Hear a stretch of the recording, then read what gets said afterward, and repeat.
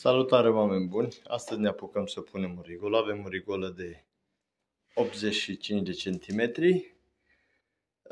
Aici trebuie pusă.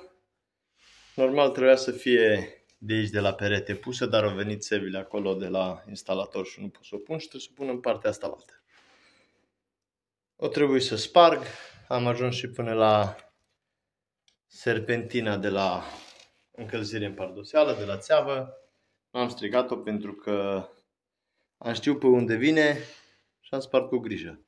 Trebuia să o las un pic instalatorul mai încolo, dar în fine, e bine. Până aici am țeavă de 50.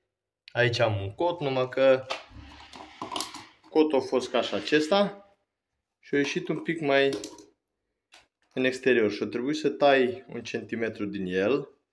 Dar nu e nicio problemă pentru că este drept în jos și asta e o reducție de la 50 la 40, pentru că rigolele vin de 40. Am tăiat un pic și din ea și o să o băgăm acolo. Bun, problema care e? Nu o băgăm ca atare, deși nu e nicio problemă, putea să stea și așa.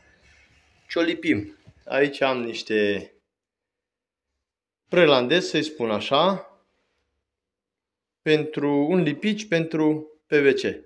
Lipim această reducție aici frumos, da? Și după aceea punem cotul. Ăsta e cotul. Îl punem frumos aici și adaptăm pentru rigola noastră. Aici o să vină încă un cot. Așa. Da? Și asta e rigola. O să vă arăt cum fac și treaba asta. O să o așez după aia în mortar ca să fie drept la boloboc și o lăsăm așa, să se usuce și după aia dăm cu hidroizolație. Haideți să vă arăt cum arată și la boloboc. Da. Se vede așa bine.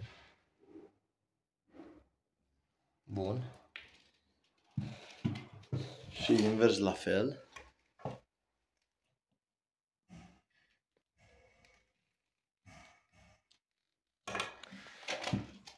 O las așa să se usuce, da, pentru că mortarul e moale. Și atunci, după ce se usucă, vin frumos cu adeziv.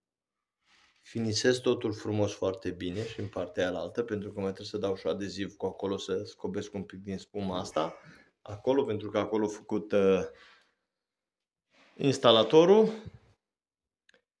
Și după aceea, neapărat, trebuie să dăm cu hidroizolație, da? Deci aia e obligatoriu.